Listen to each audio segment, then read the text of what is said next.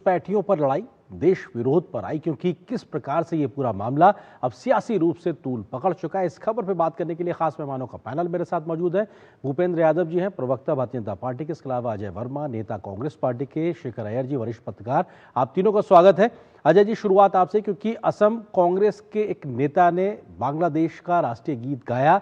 BJP सीधे तौर पर यह कह रही है कि साहब आप उस बांग्लादेश के घुसपैठियों के समर्थन में इस गान को गाते हुए नजर आ रहे हैं। इसकी आखिर जरूरत क्या है? ये गैर जरूरी था क्या? क्यों गाया गया? देखिए एंकर महोदय, देश की सरकार के गृह मंत्री अमित शाह जी हैं और घुसपैठिए, उस गीत पर भी बताऊंगा, थोड़ा सा आपको बताऊं पहले। घुसपैठिए जो वर्ड है, जो शब्द है, जो व्याख्या है, जो वर्णमाला है, जो पाठ्यक्रम है, जो घुसपैठिया घोषित स्टार प्रचारक है भारतीय जनता पार्टी और एनडीए सरकार का, देश के बॉर्डर सारे गृह मंत्रालय के अंडर आते हैं, चाहे आसाम से हो, बांग्लादेश से हो, बिहार से हो या अन्य किसी कंट्री से हो, नेपाल से हो। जब गृह मंत्रालय के अंडर आते हैं तो इसका दायित्व जो है अफगानिस्तान का या चाइना का या अमेरिका का या ब्रिटेन का नहीं बनता है, भारत सरकार के गृह मंत्री और गृह मंत्रालय का बनता है कि आखिर घुसपैठिए कैसे अंदर घुसते और घुस रहे हैं तो उनकी जिम्मेदारी किसके, रोक क्यों नहीं रहे हैं। लेकिन चूंकि सरकार चुनाव जीतने के मोड में है और एजेंडा एक चलाना चाहते हैं, एक प्रोपोगंडा फैलाना चाहते हैं, तो उन्हें तो घुसपैठिए तो बहाना है और निशाना केवल सरकार को बनाना है। हर पार्टी को करनी भी चाहिए, लेकिन जब देश हित की और राष्ट्र हित से हटकर देश की सरकार के लोग काम करें तो वो बड़ा निंदनीय हो जाता है, सराहनीय नहीं। मैं पूछना चाहता हूं, 2014 में देश की सरकार के ज्ञानवान प्रधानमंत्री जी ने कहा था कि मित्रों, इस भारत में 2000 घुसपैठिए हैं और हम इनको निकाल देंगे। 14 से लेके 2025 आ गया। आपके ज्ञानवान दर्शक और सारे लोग सुन लें। मैं पूछना चाहता हूं कि एक तो घुसपैठियों की संख्या बताएं, क्योंकि जब भी चुनाव आता है जिस स्टेट में, वहां घुसपैठिए नामक अघोषित स्टार प्रचारक आ जाता है।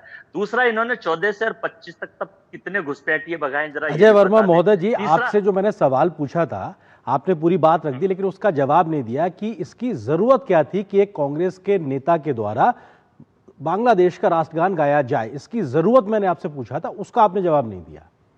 मैं उस पर भी बताने जा रहा हूं। पहले घुसपैठियों को तो परिभाषित कर दूं। ठीक है, आपने कर दिया सर, क्योंकि अभी 2014 से एनडीए सरकार है, उससे पहले देश में बहुत लंबे समय तक गृह मंत्रालय समेत सारे मंत्रालय कांग्रेस शासित सरकारों की भी रही है। खैर वो मसला क्लियर हो गया, आप इस मसले पे जी। भारत तो अखंड प्रताप जी, भारत आजादी 2014 में हुआ है। नहीं, आप ये कह सकते हैं ऐसा, लेकिन ये तथ्य नहीं है। 1947 में आजाद हुआ।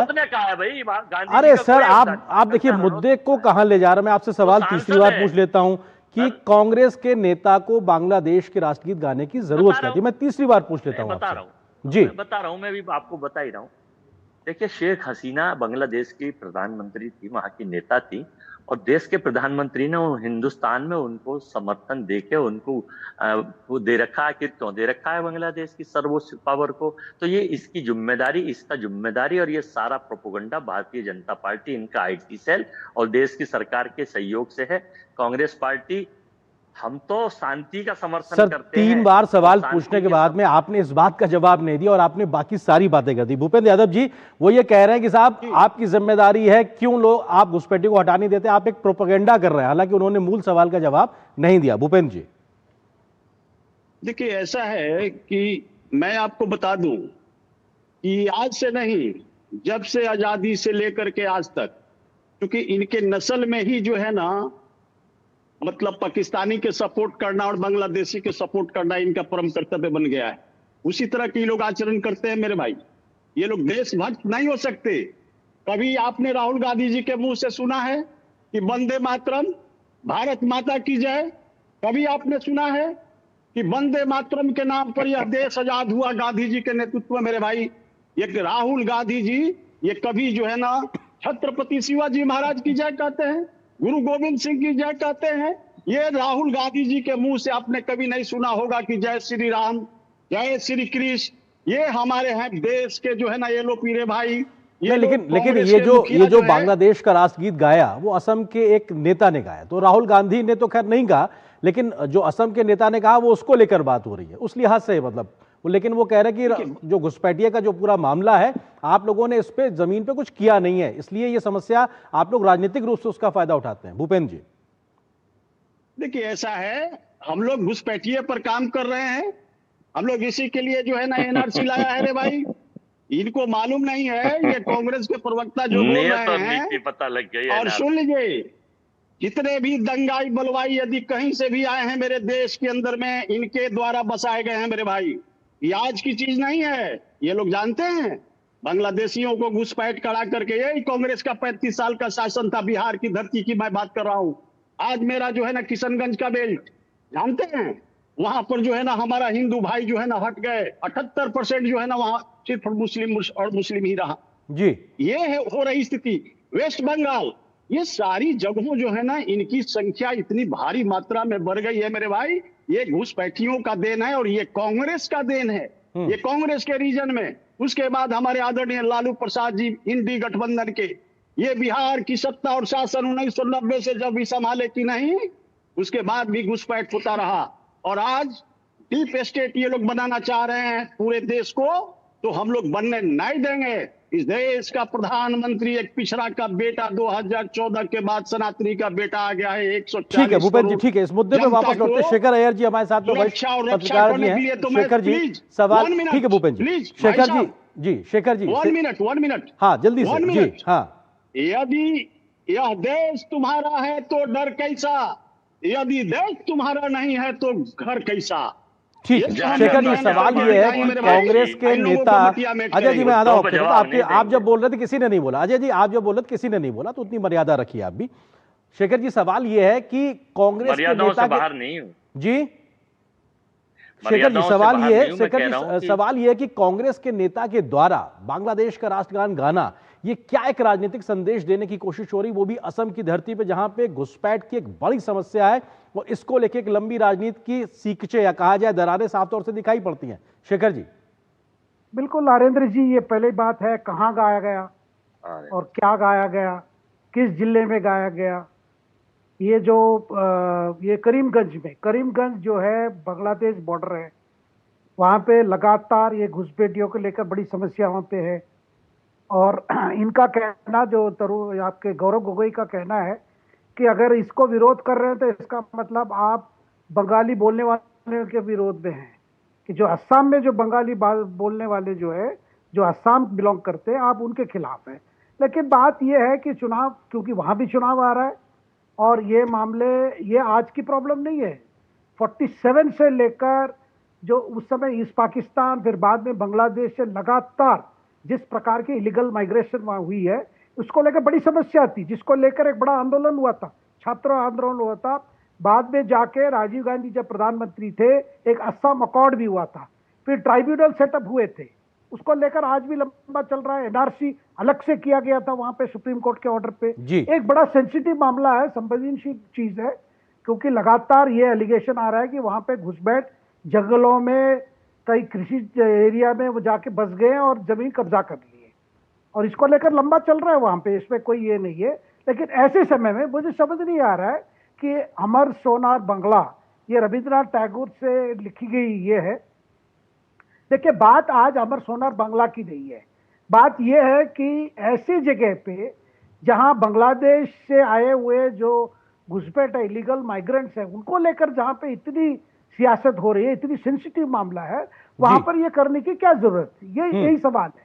तो और इसमें देखिए असम में ये दूसरी प्रकार की एक प्रश्न चिन्ह लाता है, क्योंकि ऑलरेडी वहां पे क्या हो रहा है कि भाई असम में बंगाली बोलने वाले बराक वैली में है, जो सिलचर एरिया है, करीमगंज सिलचर सब नजदीक एरिया है, जो बांग्ला बोलते हैं, तो वो अलग, वो असम के बिलोंग करते हैं। लेकिन वहां पे बांग्लादेश से भी आए हुए लोग बसे हैं, और वोट के चक्कर के कारण कुछ राजनीतिक पार्टी और कुछ राजनेता इनको एनकरेज करते जा रहे हैं, और ये जो घटना है उस सिलसिले में देखा जाएगा नरेंद्र जी। बिल्कुल, और किस तरीके से असम में एक क्षेत्रीय दल किस आधार पे बना, कैसे उसके तमाम विधायक जीतते हैं और संसद तक भी वहां के सांसद पहुंचते हैं, तो ये भी अपने आप की असम की डेमोग्राफी को लेकर लगातार चर्चा होती है। अजय वर्मा जी, एक बार फिर से मैं आपसे चौथी बार ये सवाल पूछता हूं कि कांग्रेस के नेता को आखिर जरूरत क्या थी बांग्लादेश के राष्ट्रगान को गाने की, और उस जगह पे जहां पे ये मामला बेहद संवेदनशील है। अजय जी। देखो देखो, हम लोग गोडसे के विचारक नहीं है, हम लोग आसाराम बाबू के शिष्य नहीं है, हम लोग पानी घोटाले के हेमंत बिश्वा नहीं है कि जो भाजपा नामक वॉशिंग मशीन में आके धुल के साफ हो जाते हैं। राहुल गांधी जी या कांग्रेस के कोई बड़े राष्ट्रीय प्रवक्ता या प्रियंका जी, सोनिया जी, खड़गे जी इस विषय में बात करते तो ये भाजपा का प्रोपोगंडा है। मैं फिर आपको बताना चाह सर, रहा हूँ, आपकी आपके बात का नेता, जवाब दे रहा हूँ, मैं कांग्रेस घुमा के नहीं रहा। नेता ऑन कोई रिकॉर्ड नेता नहीं कैमरे है, पे बांग्लादेश का कोई राष्ट्रगान नेता गा नहीं रहे है, हैं, इसमें बीजेपी का प्रोपेगेंडा कहां से आ गया? सर, आपके कोई नेता हैं नेता वो गा नहीं रहे है। हैं, मैं वो सवाल पूछ अरे रहा हूं, भाई, इसमें कोई बीजेपी ने क्या प्रोपेगेंडा? आप क्या उसको मैं झूठ क्या कह कह रहे हैं रहा कि वो हूँ, गलत है वीडियो? बांग्लादेश जी। बांग्लादेश का प्रेम तो जग जाहिर है देश के प्रधानमंत्री जी का, जो अभी मैंने आपको सुनाया नहीं कि उनको शरण दे रखी है और बांग्लादेश में कैसे करते हैं। आरोप लगाने का काम चुनावी हथकंडा है, लेकिन इनको अगर ये घुसपैठिए निकालते क्यों नहीं है? बांग्लादेशी है तो उनके खिलाफ मुकदमा सर, दर्ज मैं करें, जेल मुझे भेजें। मजबूरी में ये फिर से पांचवी निकालते बार क्यों आपसे नहीं है? पूछना पड़ रहा है, मुझे फिर मैं मजबूरी में आपको फिर से बताना आपसे चाहता पूछना हूँ, पड़ रहा है कि आखिर क्या वो अभी जरूरत थी बांग्लादेश कांग्रेस के के नेता को प्रधानमंत्री नहीं ये है, कहने के लिए? आप वो लगातार एक आम जवाब नहीं दे रहे, आदमी आप है। तमाम आरोप एलिगेशन लगा रहे हैं, लेकिन उस मूल सवाल का जवाब नहीं दे रहे हैं। मूल सवाल का ही जवाब है जी। हमारा। देखिए, इनका प्रेम, इनका पाकिस्तान से प्रेम है। जिन्ना की मजार पर आडवाणी साहब खाता पढ़ के आते हैं, हम्म। रेड कारपेट लेने मोदी साहब पाकिस्तान जाते हैं, तो ये इनका एजेंडा है। हिंदू मुस्लिम पाकिस्तान, कब्रिस्तान और तो आप शमशान, उनका ये एजेंडा इनका क्यों फॉलो करते हैं पॉलिटिकल सर? बात एजेंडा है। ये है ना, अगर वो कर रहे हैं तो आप करने हम के लिए नहीं कर आप क्यों रहे, फॉलो कर रहे हैं? मैं ये पूछ रहा हूं, आप हम उनके नहीं फॉलोअर हो करते, गए हम क्या? नहीं करते, जी। हम नहीं करते। अभी पत्रकार नहीं, आप महोदय कह ने रहे हैं ना वो बताया कर नहीं रहे कि हैं, इसलिए बंगला, आपके आपके नेता ने नहीं हम कहा। नहीं कर रहे, हम तो ये बता रहे हैं कि इनका एजेंडा एक्सपोज कर रहे हैं और ये इन्हीं का एजेंडा है। हमने अभी पत्रकार महोदय ने बताया नहीं कि बंगला कवि का वो था। हमारा कोई नेता नहीं है। और रहा सवाल इसका, जहां शांति होगी हम शांति के लिए, हम हाउ डू ट्रंप नहीं ठीक है सर, करते मतलब और मूल अब की बार सवाल का ट्रंप जवाब आप सरकार नहीं नहीं दे रहे हैं, करते। लेकिन सारे राजनीतिक आरोप आप तरीके से लगा रहे हैं। भूपेंद्र जी वो ये कह रहे हैं कि साहब आप ही लोगों का ये फैलाया हुआ एजेंडा है, हम तो सब में विश्वास रखते हैं, बांग्लादेश को भी आप लोग प्रेम करते हैं और आप ही लोग पाकिस्तान को भी प्रेम करते हैं, और ये एक तरीके से आप लोग राजनीतिक तौर से इसको ट्विस्ट देते हैं। भूपेंद्र जी देखिए, हम लोग प्रेम गलत लोगों से नहीं करते हैं, हम लोग देश से प्रेम करते हैं और देश की सम्मानित जनता से प्रेम करते हैं। हम लोग राष्ट्रभक्त हैं मेरे भाई। इनके जैसा हम लोग जाकर के अपने देश की शिकायत नहीं करते हैं जाकिर नाइक के यहाँ, कंबोडिया में, अमेरिका में, ब्रिटेन में कि लोकतंत्र खतरा में है। इनका राहुल गांधी जी जाकर के बोलते हैं, जिसका कारण है कि जो है ना आज पूरे विदेशों में जो है ना इनके नाम का न्यूज बन जाता है। ये हिंदुस्तान के कम और विदेशियों के ज्यादा हैं। इनके जो कप्तान हैं देश के एलओपी, ये जो है ना कई 100 बार जो है ना चले गए विदेश, और विदेश जाकर के यही सब छोटी छोटी बातें करते हैं, जिसका कारण है कि आज हमारे ऊपर टैरिफ लगाया जा रहा था अमेरिका के द्वारा। ये इन्हीं का देन है मेरे भाई। ये लोग देश से मिली भगत करके जाकिर नाइक से मिलने वाला ये दंगाई बलवाई पार्टी है रे भाई। आपको मैं बता दूं, इनके रीजन में सैकड़ों दंगे हुए थे। इनके रीजन में आज से नहीं, ये दंगाई बलवाई पार्टी है। हमारे बिहार के लालू प्रसाद जी 1990 में स्पष्ट कहा था कि कांग्रेस दंगाई बलवाई पार्टी है रे भाई, इसको मटिया मेट करके बिहार से भेजो। तो 1990 में यही आदरणीय लालू प्रसाद जी को दंगाई बलवाई पार्टी करके बाहर भेजा, और हुआ क्या? हमारे 39 विधायक के समर्थन में यही लालू प्रसाद जी नहीं, जो है लेकिन ना सर यहाँ अब तो उनका महागठबंधन है सर, वो मिलकर चुनाव लड़ रहे हैं, मेरी आप लोगों बात को को बड़ी प्लीज सर। चुनौती दे रहे हैं। लगातार उन्होंने कल अपना तेजस्वी प्रण भी जारी कर दिया। मैं आता हूं उस मुद्दे पे। शेखर जी, सवाल यह है कि यह पहला ऐसा मौका नहीं है कि कांग्रेस के किसी नेता के द्वारा इस प्रकार की बात कही गई हो या बयान दिया गया हो जो देश विरोधी तरीके से एजेंडे को दिखाता है। सैम पित्रोदा का मामला है, अभी हमने सैयदा हमीद की भी बाइट सुनाई, ये तमाम ऐसे पहले मामले रहे हैं जहां पे इस प्रकार की बात आती रही है कि आप राजनीतिक तौर पे कहां खड़े होने का संदेश दे रहे हैं। तो ये उसी फहरिस्त में एक घटना के तौर पर उसको आगे बढ़ता हुआ देखा जाए, और ज्यादा एक जो तुष्टिकरण की नीति जो होती है, अपीजमेंट की जो पॉलिटिक्स होती है, उस दिशा में देखा जाए इसको? शेखर जी नरेंद्र जी, लगातार कांग्रेस एक स्ट्रेटेजी जो बनाई है, उनको लग रहा है कि अगर अल्पसंख्यक की वोट की बात है तो वो कांग्रेस को ही आना चाहिए और कहीं नहीं जाना चाहिए। वो नहीं चाहते कि बाकी जो सो कॉल्ड सेकुलर पार्टीज है उनको भी नहीं जाना चाहिए। और दूसरी बात, यहाँ पे जो पूर्व बांग्लादेश के प्रधानमंत्री शेख हसीना जी को भारत में उनको शरण देने की जो सरकार, वो अलग बात है। देखिए, वो घुसपैठी मामले के साथ जुड़ा नहीं है। हमारे बांग्लादेश के तो प्रधानमंत्री के खिलाफ वहाँ पे एक बड़ा षड्यंत्र रच के वहाँ से उनको अपने जान बचाने के लिए यहाँ पे आए थे, वो शरण लिए थे और भारत सरकार ने उनको शरण दिया, वो अलग बात है। वो और घुसपैठी से कोई जुड़ा हुआ मामला नहीं है। लेकिन कांग्रेस को भी सोचना चाहिए, ये जो रवैया है असम में, इसका असर बाकी जगह में भी पड़ेगा। देखिए, ये बात ये है कि इस हर पार्टी, भूतपूर्व प्रधानमंत्री डॉक्टर मनमोहन सिंह ने भी कहा था कि ये जिस तरह ये इलीगल माइग्रेशन को लेकर कांग्रेस सरकार स्वयं स्वीकार किया है, ये हमारी आर्थिक व्यवस्था पे सवाल खड़ा करता है। असम में लगातार वहां है, आज बाकी राज्यों में ये बात बार बार आ रही है कभी। और घुसपैठ की जब बात करते हैं हम, रोहिंग्या भी इसमें आ जाते हैं जी। आप जानते हैं कि जम्मू कश्मीर में भी क्या हालत है। बिल्कुल, और सुप्रीम कोर्ट ने भी राजनीति से इतर अगर सुप्रीम कोर्ट की भी बात की जाए तो उन्होंने भी राष्ट्रीय सुरक्षा को लेकर इसको एक खतरा माना और कहा कि साहब एक प्रॉपर तरीके से हमारी सोच पॉलिसी होनी चाहिए इस दिशा में आगे बढ़ने को लेकर। फिलहाल वक्त इतनी अनुमति दे रहा। आप तीनों मेहमानों का बहुत शुक्रिया इस विषय पर विस्तार से बात करने के लिए, जुड़ने के लिए शुक्रिया आप तीनों का। यहाँ पर एक छोटे से ब्रेक के लिए रुकते हैं। ब्रेक के उस बार जब वापस आएंगे तो